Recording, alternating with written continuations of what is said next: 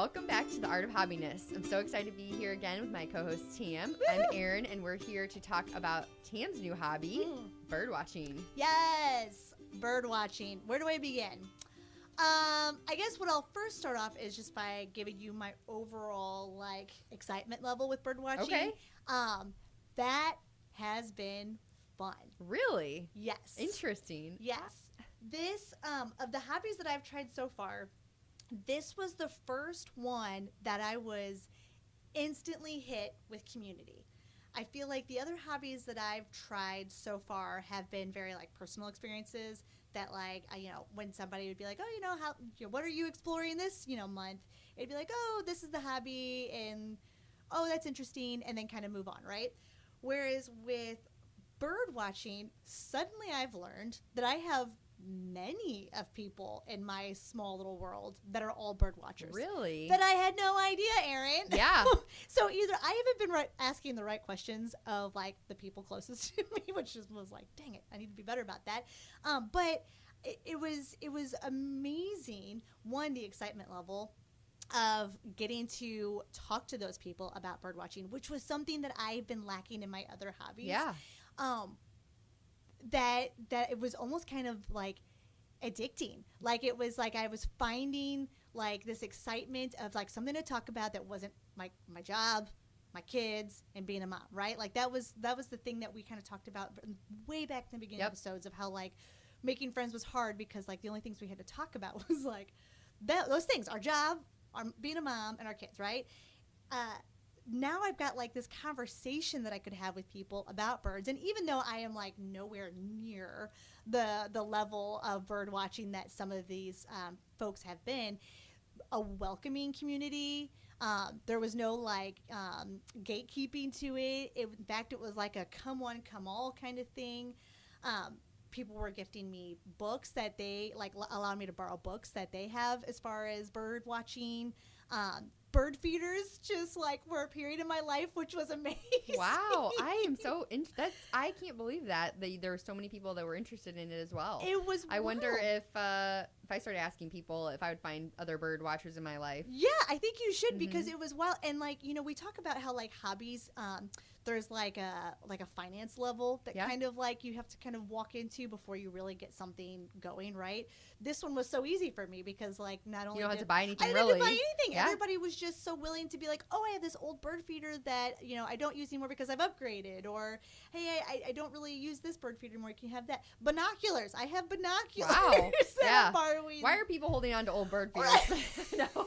Right. Well, and it was just so awesome to be able to just kind of take this collective. So this was a $0 entry hobby for me, which was spectacular on that level. So let's step back just a little bit. Yeah. What even interested you into bird watching to start with? So in my other hobbies, I felt like it was a production type of hobbies that I was trying, which I do like, but again, you have to produce something, right?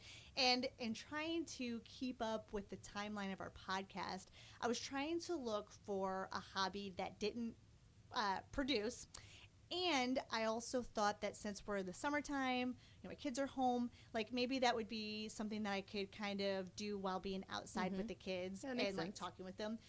So it just, those two things combined just seemed like that would be one to choose. Now, with that being said, I didn't realize that bird watching was really a thing until we started this podcast and people have started reaching out, telling us their hobbies as suggestions for us to try, right?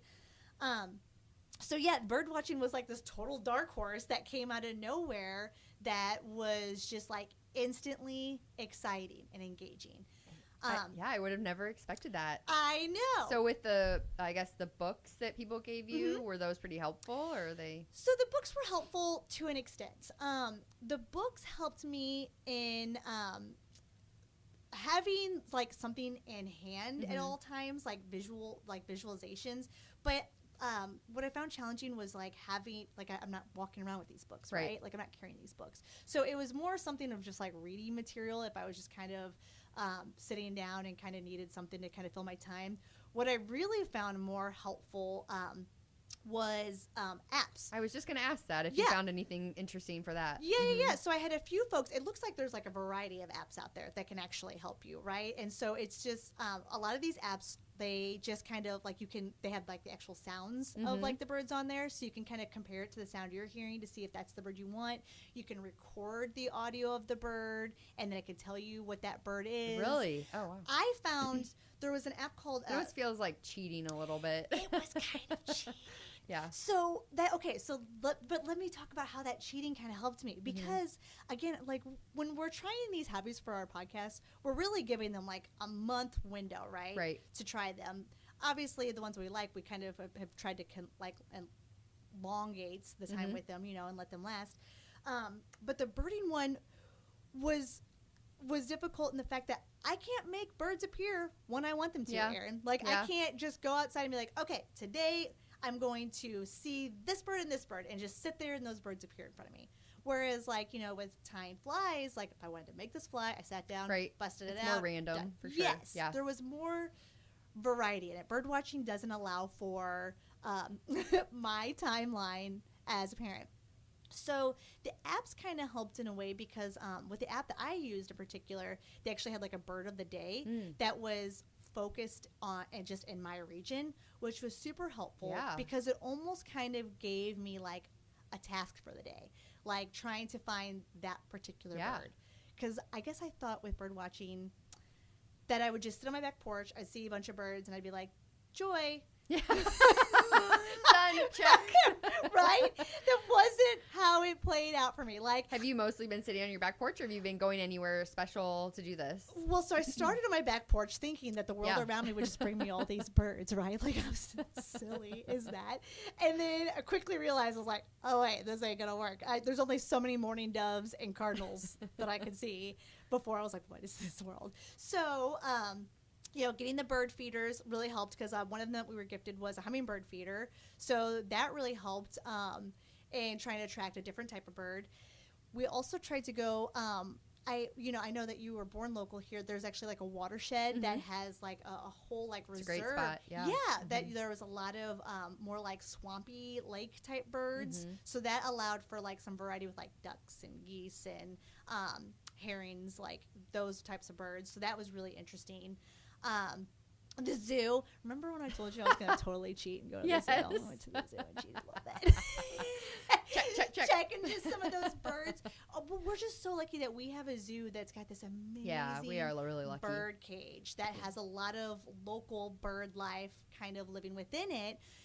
So are you taking a checklist while you're doing this? Is there a checklist? So I mean, I personally, the way we did the checklist thing was more of like we did like a bird bingo. Oh, okay. So I found through Pinterest actually somebody created like a bird bingo, like more oriented towards kids. That's fun. To kind of get them involved and have them looking around. And that was really fun. That's a great idea. That's about as far as I went with checklists. Yeah. But I feel like that's because I feel like I'm still only kind of tapping into the bird world. I don't feel like I've even touched like the grander part of it, right? Like I've got enough information that I could, produce an episode where I talk about bird watching, but this is a very huge thing. But like I said, I think the thing that got me the most excited about this one is this is the first one that I met that had community, and I mean you're hit with community instantly, and that was exciting. I would have expected to be more of a solo project. Never saw it coming. Definitely thought it was a solo project. Definitely thought I was just gonna be sitting outside peacefully just listening to the birds and being like, close my eyes and be like, that's mourning dove, that's cardinal, that's robin, like nailing those right, which I cannot do. Mourning dove's the only one, but I feel like everyone knows what mourning dove sounds like. But no, it was so cool, just so cool. And I think that in seeing how excited I was about the community, even if bird watching doesn't, I feel like I still need more time with bird watching. Even if it's not the hobby that I lock into, I do think that community is something that I want in a hobby. I think that's what bird watching definitely proved to me is. That's so great that you just have discovered that about yourself and how important that is to your hobbies. Yeah. So have you looked into see if there's any like local bird watching clubs? I haven't gone that far yet. I do want to do that though. I think that's something right now I've really enjoyed like the family members and the friends that are kind of like close to me. Do your girls get kind of into it? They do. So they're the ones that actually use the book more than I do. Really? Like they like to kind of sit and read through it, especially at bedtime. Like they just want to just read something about the birds. I honestly, they've gotten a lot better at identifying birds than like I have. I mean, June, my little 5-year-old, we went for a walk, and Erin, I don't even know what the bird was, but she spotted it, called it out by its name, and I was like, dang it. That's awesome.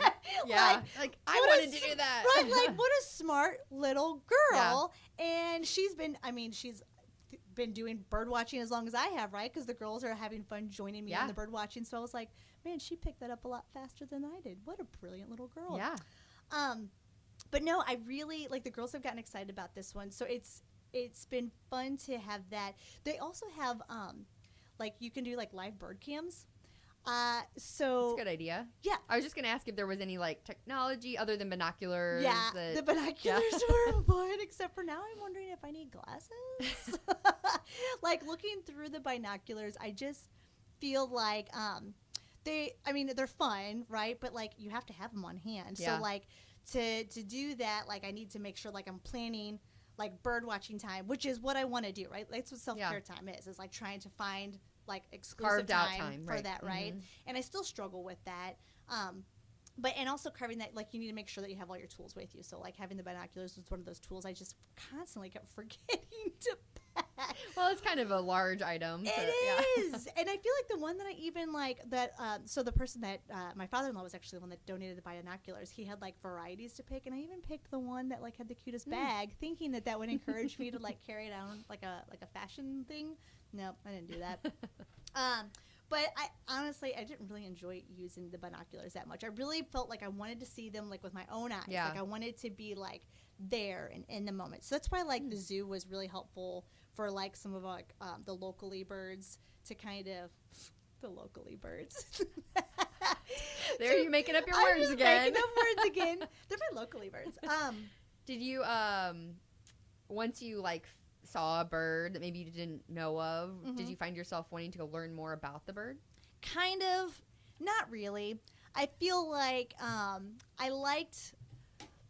really enjoyed just the visualization of the bird. I really just liked seeing its beauty, and then that's about as far as I wanted to go with it. Like, I think that's why the books didn't really stick with me, is I don't, and maybe I'm not going to be a very good bird watcher, but I just didn't find myself desiring to go and, like, understand the nature of the bird and why does the bird do this or why does the bird look at this. I'm kind of surprised by that because I felt like when you did your tie flying, you actually really got into that part of it, like learning about the different insects that the fish ate and stuff. So I'm surprised that didn't grab you more. I would agree. No, it was very much like me just wanting to appreciate, like, the beauty of the bird. That's good. Like, being in the moment. Yes, it was very in the moment. I mean, like, I did kind of want to, like, know the differences between, like, male and female, and, like, why are the male always so much prettier than, like, the female, you know?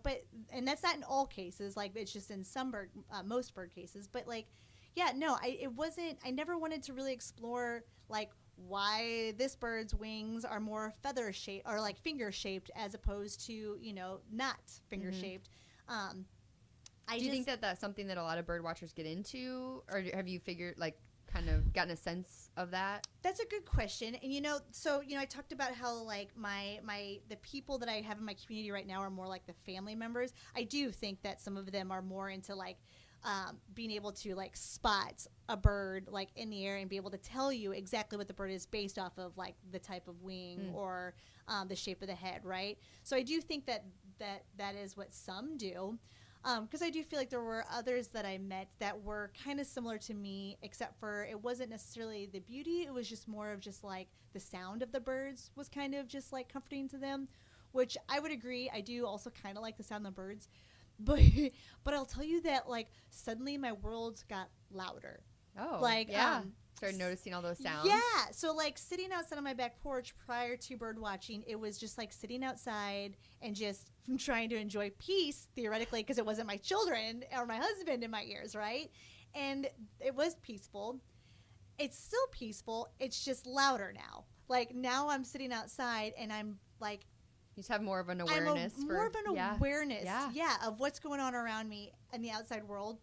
Also, I find myself like, if I thought I had like an attention issue before, like now, like trying to talk to somebody, like if I see anything flutter in the corner of my eye, I'm like, bird.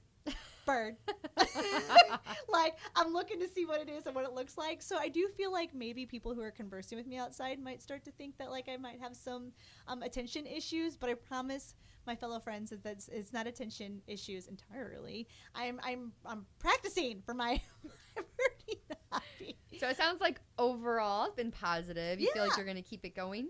I do, but in a different sense. So like one of the things that I was like a surprise is the online bird cams that I found were interesting, not to watch, but to actually have like living in the background of my computer and listening to. So like I'm in the office, I'm working with little bird sounds, just trilling around in the background. I just really kind of got into that. So it's changed my work atmosphere a little bit, because instead of listening to like music or podcasts, I've been listening to just the sounds of birds just fluttering around. That's a nice surprise. Yeah, all over the world, and that was a little surprise there. Does bird cam take birds from all over the world? Yeah. So you can like tune into other people's birds? Yeah. So okay. I was imagining a camera out in your backyard and you're just... Yeah. So I feel like that's something I do want to try to do. I think I do, like my next step might be finding something like that to kind of place in the backyard.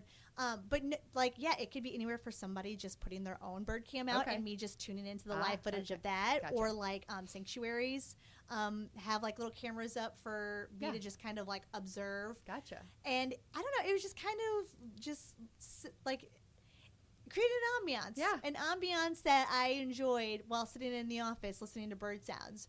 So I do think that this is something that I'm going to keep exploring a little bit more, but maybe not necessarily trying to get into the nitty gritty of like, why does the bird do what it does? Or why does the bird have this colored coat like it is? I think it's more just appreciating it for its high level beauty and sound, and like what it's the ambiance that it brings. I think that's where I'm probably at with. Yeah, it sounds like a nice way to just a nice reminder to be present, right, in your environment. Connecting with my nature just on a very superficial level.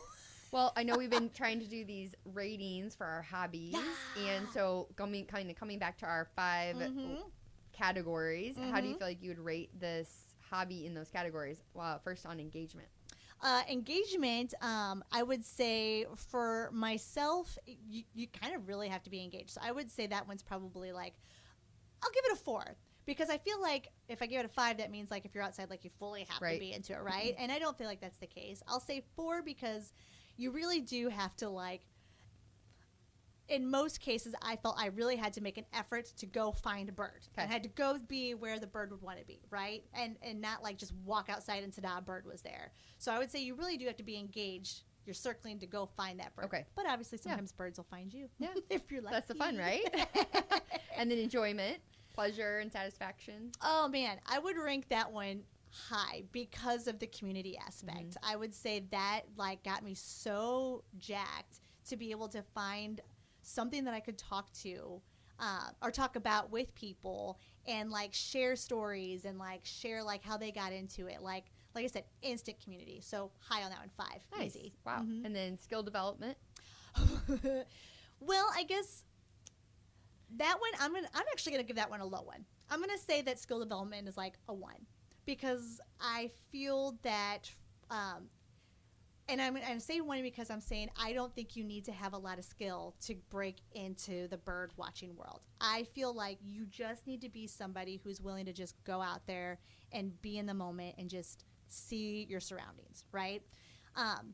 Now I feel like if you become like a really like world respected kind of bird watcher, you probably would need like higher skill level and would need to go further into that. But I feel like if you're just like me, you're just plain Jane lady, just wanting to just, be like, I just want to watch some birds. No skill. Just go sit outside, sit next to a bird feeder, and just listen and watch. Nice. Yeah. Well, that's good. Easy to enter. Yeah, absolutely. Absolutely. And then I think can guess that you'll rank this one high, but how about social interaction? Oh my gosh, so high. 5. Yes. Again, like I had no idea I had so many bird watchers around me. It was unbelievable how they as soon as I mentioned it that was the hobby I was doing next, like it was like, boom, excitement. Oh my God. Okay. So I did that for like this many years and here's some of my like resources that I used That's so awesome that people wanted to share that. Oh, so cool. It was so cool. And like I said, it's the first hobby that I've tried that I got hit with that. And it was just so, it totally set the tone for me. Like, I almost wonder if it didn't get hit with that community right away, if I would have kind of been a little bit more schmeh about bird watching, because obviously, like, I wasn't diving into like the why like I do in my other, like I had in the previous hobbies. Right.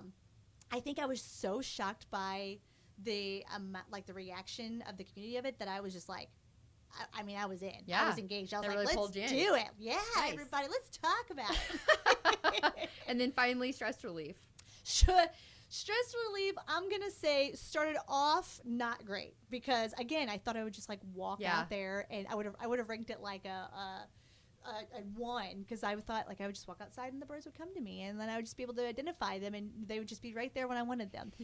That's not the case at all. Like, if there's a specific bird that I'm trying to find and kind of, like, take, like a mental note of, like, found it, I had to I had to make some effort to go where that bird was and where that bird would want to be, which is why I oftentimes cheated and went to my local zoo to just get that off my. Unfortunately, our zoo is free, so I could just go as many times a day as I want. Yeah, I think I see a lot there. Yeah. So at the end, do you feel like it ended up being a relaxing thing after you figured that out? Or because I think.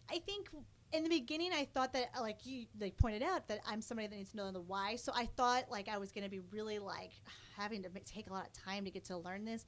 But I think I gave myself, like, a little bit of, like, a midway eval that helped me kind of change my trajectory to make me be more like, why do I have to learn everything about the birds? I don't need to learn everything about the birds. Why can't I just sit out here and just enjoy, like, well, that's a really pretty cardinal. Yeah. Or like, man, the coloring on that hummingbird is beautiful and it's different than the hummingbird that was here yesterday. Like, I think I just really just enjoyed that. And I think once I just took it for its beauty and just appreciated the beauty that's out there, I think it just totally gave me more of just like a, yeah, I like this. That's good. It helped you slow down and so relax eventually. Oh, yeah. So, I totally see myself getting more bird feeders and trying to be more like creating a space for birds in my yard. Because now, like, I'm like, I want that noise. Nice. Like, I want that noise out there. I want that beauty. So would you say 4 or 5? 5. Yep, sorry. 5. Giving you a number. You're good. You're good. So, yeah, I think that probably puts you about 4 out of 5 on the scale overall. So nice. For sure. Pretty high. Yeah, it was great. What a pleasant surprise. What a pleasant surprise. Like, I feel like I've turned, like, I was telling Pat, and this might be something that we talk about in a future episode, because I feel like I'm on the verge of evolving. Yeah? And I don't know where, why, how. So I can't even, like, elaborate on that right now. But I feel that there's something stirring in me. And I do feel like the bird watching community kind of put that in there. And so I feel like there's something that I need to explore more in this realm. And maybe it truly is just the community piece. But there's something in there that's making me be like, I feel like in a very near future, I'm going to come to you and say, I need to talk to you about something, Erin, but I don't know what it is. Oh, wow. Like, I can't wait for that. Right? Like, suspense, everybody. Very I'm exciting. on suspense. I don't even know what that means. But I just feel, I feel like there's something in me brewing. There's something changing. And I don't know what that change is yet. I don't know I can't quite put a finger on it. I just feel a tide changing. And I do feel it's because we have been exploring these hobbies and that we've been talking to each other about a lot of our emotions and our personal lives. So everyone's going to have to stay on suspense with that because even I'm on suspense with that. I don't even know what it means yet. I just have this feeling something's coming. And I think in the very near future, I'm going to say, all right, Lauren, I figured out what it is. Let's talk about it. Awesome. I can't wait for that day. Keep you posted. Yeah, yes, please do. I do not have another hobby figured out just yet, Okay. what I want to do. I'll be keeping you in the update on that. Okay. Listeners, if any of you have any suggestions, you guys have been crushing it so far, honestly. If there's anybody, we're actually on the Spotify for podcasters. If anybody wants to give us a little text and let us know of a hobby that maybe I could try next. Obviously, I got real excited about the community one. So if anybody has a community one that you can send my way, I'd love to give it a try. But otherwise, yeah, as of right now, I don't have another hobby lined up, but I will very soon to report on. Awesome. Can't wait for the next one. Yes! Well, thank you all for joining us today on The Art of Hobbiness. We hope you enjoyed this topic and tune in for more next time. Yes! Bye! Bye!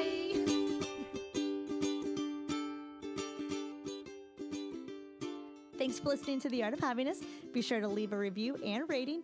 And for a little extra Erin and Tam fun, be sure to follow us on Instagram and Pinterest for behind-the-scenes footage of our journey to find hobbiness.